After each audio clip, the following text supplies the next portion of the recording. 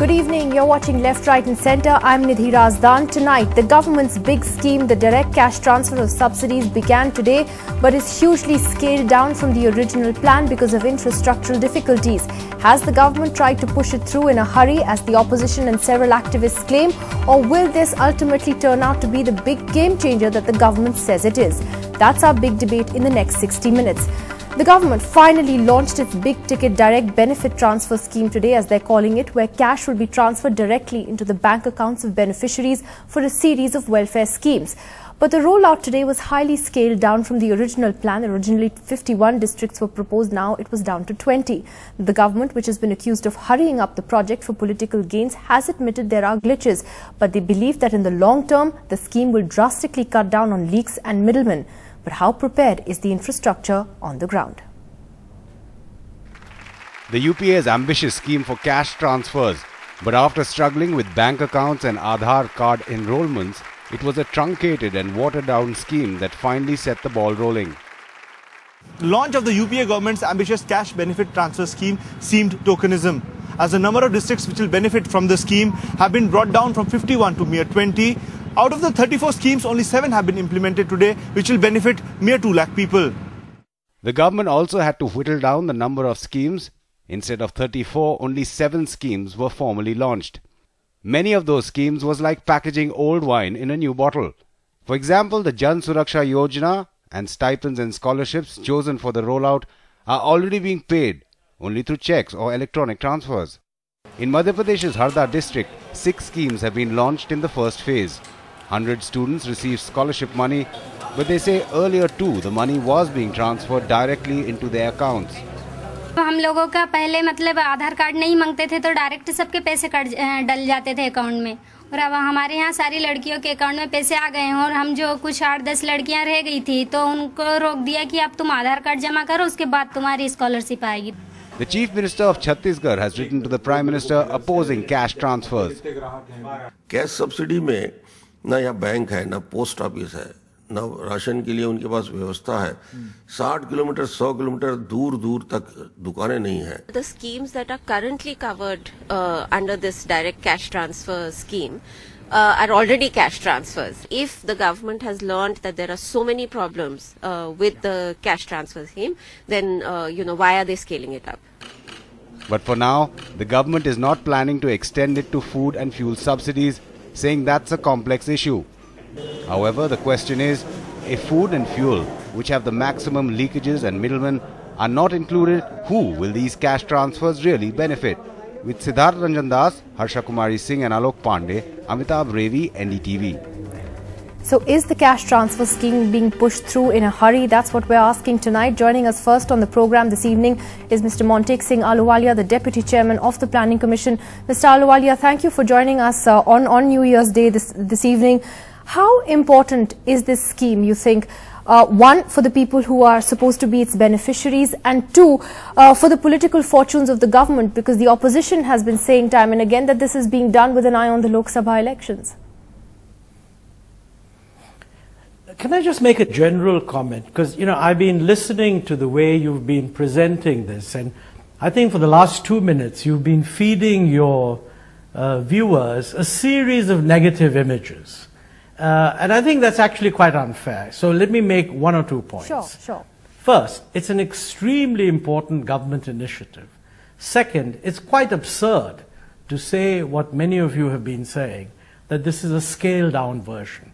I think the government made it totally plain right from the beginning that it was going to start rolling out on January 1. That didn't mean that on January 1 the whole thing would be done. Now, actually what is being planned is something like 43 districts and 26 schemes. You've said it's scaled down to 20 districts. What is true is that in January, it's 20 districts that will be covered. In February, another bunch of districts will be covered, and by the 1st of March, all the districts would be covered. Let me say that I think it would be a grotesque mistake to roll out a major new game-changer scheme like this all over the country. I mean, that would be the silliest thing to do. What the government is doing, in my view, is absolutely the correct thing. It's rolling it out in a phased manner. In 3 months' time, say by the end of March, you should be able to go and take a random sample of all the beneficiaries of these schemes and find out for yourself whether you think it's a good idea or not. Now let's look at the actual substantive issues. I think you've got to recognize that there is a huge, huge technical improvement and empowerment when the government rolls out, disburses cash electronically, directly into somebody's bank account. You know, the fact that some of these things were being given by check, you know that what happens in our system, when you have multiple layers of processing, payments used to be delayed, people would very often not get the checks, any number of problems. And you know, on the efficiency side, there's a lot of multiple identities where the same person may be collecting benefits under different names. Now, you know, I've talked to the collector of East Godavari district, and they tried to see what would be the impact of using the Aadhaar card in order to do a limited sort of double check on things like kerosene entitlement. I know that kerosene is not immediately being shifted to the cash transfer method, but it's just an example of how much double counting takes place. I mean, they found that 40% of the amounts that were, the quantities that were being taken away were actually a case of double counting, ghost cards, ineligible people, etc. So I think what we are now doing is we are implementing a system that will absolutely prevent multiple people claiming benefits. We're introducing a system where the intermediary who would prevent a person from getting his benefit will be removed, and we're introducing a system where a person can get his benefit and draw cash against it from any banking correspondent. Now, you know that last part, just a minute, let me finish. That last part depends on the ATMs, the micro ATMs, being made interoperable. So you can go to any micro ATM and you can draw from your account in another bank, transfer it to the account of the banking correspondent and get cash from him. They have placed orders for a huge number. I think it was 20 lakh micro ATMs they've ordered. The banking system will, in the course of 2013, actually be able to implement this across the board in a much, much stronger fashion. So I think what you're seeing is a game changer, and you're seeing it roll out. And please don't try to invent what I would call unfair characterizations that the scheme has been scaled down, it's not happening, there are only these schemes. Well, to be fair, the finance minister had said that 51 districts would, the finance minister was the one who said that 51 districts would be rolled out in January. That came down to 43 because of what happened in Gujarat. But you know, it's not just the opposition. Many experts have also been saying for some time that this is being pushed through too quickly. There are many practical difficulties. Yesterday, Mr. Chidambaram admitted that yes, there are glitches. There was a time when he said that this was completely error-free. Now he said that yes, there are glitches. What are the major problems that you're facing? What are the glitches that you're facing? I'll tell you. The way this is working is that for each scheme in each district, you need to have a digitalized list of beneficiaries.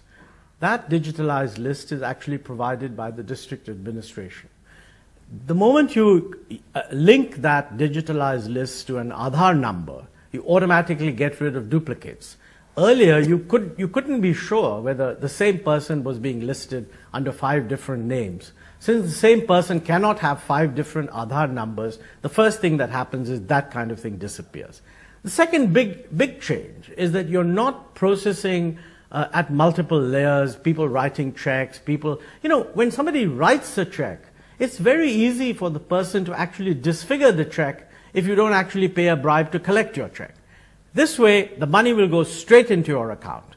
And when the system is fully operational, by which I mean that for every 1,000 or 1,500 households, the banks have been given very clear instructions that there must be a banking correspondent available for every 1,000 or 1,500 households. That means that in any such grouping, you will be able to go to your banking correspondent, and whether your bank account is in the bank of which that banking correspondent is a representative or in another one, you will be able to use the micro ATM that that person has to draw your cash. Now, what the finance minister had said is absolutely right. He said rolled out. You know, the meaning of rolled out is that it's a phased rollout. I have myself on television several times said that it would be a grotesque mistake to position OB vans across the country all over on the 1st of January and try to find out whether the scheme has functioned. Actually, what is going to happen is that in January, for I forget now, about 20 schemes in about 20 districts, what will happen is that the next payment due after January 1 will take place through this method. Now, if the date for that payment happened to be the 20th of January, between now and the 20th, you won't get anything. But on the 20th, it will be electronically credited. So frankly, if you want to find out whether this system is working, my advice to you is in March or by the end of March, talk to a lot of people in districts where the schemes are notified, the districts are notified, and find out what has happened. But you know, there are Will many it be concerns. error-free? Nothing is ever error-free. But you know, the present system's errors are humongous. The leakages are 20%, 30%, 40%. My guess is that with this thing, the leakages will be much smaller. Now, I'm not technically competent. I'd like to say less than 1%, less than 0.1%. But let's leave that for testing. I have absolutely no doubt whatsoever. But Mr. Ahluwalia, just that again, you will have a much better system. But again, looking at the practical concerns, one is that only about 40% of India's population actually has a bank account. These are hard statistics. Only about 21 crore people have been covered under the Aadhaar scheme. So how is this going to work practically? And do you really think you can meet the target to cover the entire country by the end of the year? No, very right. Let me say, first of all, your number of 21 crores is wrong. 28 crores have been covered, and 24 crores have actually been issued Aadhaar numbers. You're already using a number that's hopelessly out of date. Second, I mean, it will actually it's still work far out. less than the 1.2 billion people it's supposed to cover. So I think we can quibble over 5 crores, but that's not the point. Fine, quibbling over 5 crores is quibbling over 50 million people. But let me make one point. It is not necessary for everybody to be covered. What is necessary is that every beneficiary is covered. So, you know, in the long term, when this becomes a huge and much bigger program, the scale of coverage will increase. Right now, for these 26 schemes, we need to make sure that every listed beneficiary is covered. And I believe that that's possible. Look, district collectors know where the beneficiaries are, and panchayat by panchayat, they can have camps and say, look, whoever's covered, sort of come along and get it. And what will happen is that very soon, as soon as it is seen that people who've joined the system are finding it a huge advantage, whoever's missed out will just come in and join and get an Aadhaar number. So I think we're look, to have covered 280 million people don't have access to bank accounts. I'm saying that basics like, you know, a lot of people don't have access to bank accounts. I want to clarify that. No, I agree they don't. But look here, at the moment, when you say don't have access to a bank account, if the poor haven't needed to use a bank account, they don't have a bank account. What has happened now? The Reserve Bank of India has categorically said that anybody who has an Aadhaar number, the bank will open a no-frills account in their name. And what is more, you don't even need a card. Electronic confirmation that yes, this person has an Aadhaar number will enable the banking correspondent to open an account in their name. So it is a complete, look, you are not recognizing that it's a very powerful technology, and the technology is empowering the people. The technology is preventing babus and intermediaries and bank officials from saying no and telling them to come back tomorrow. That's not going to happen. So I think that what you're seeing is the beginning of a very major transformation in the way government delivers benefits to individuals. And it's the technology that's making it possible. Not just Aadhaar. It's IT, it's Aadhaar, it's the banks that have done all these revolutionary new things, and it's the government willing to use the system. So I think this is something that most people who are commenting on don't understand. My final question to you, though, is it's our job to persuade them. On the issue of food and fuel subsidies, my final question to you, Mr. Ahluwalia, is that right now the government has said that that is on hold. That will not be done in phase 1. It's a complex issue, is how Mr. Chidambaram described it. Yes.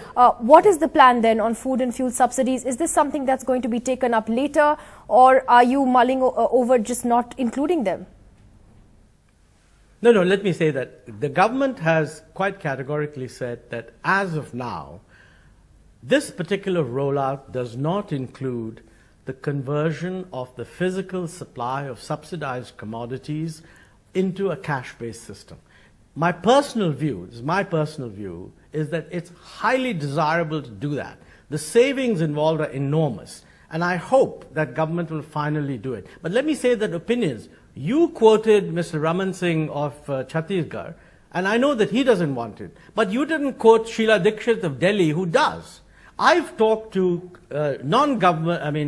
civil society organizations, people in Seva, and you should talk to them. They've done a study of whether people prefer subsidized food to preferring cash transfers, and they've come out categorically in favor of cash transfer. That is a controversial issue, because I think many stakeholders don't like it. So I think what the government is doing is, in order not to get confused by these issues, let's demonstrate that the technology works. Let's demonstrate that you can get a bank account.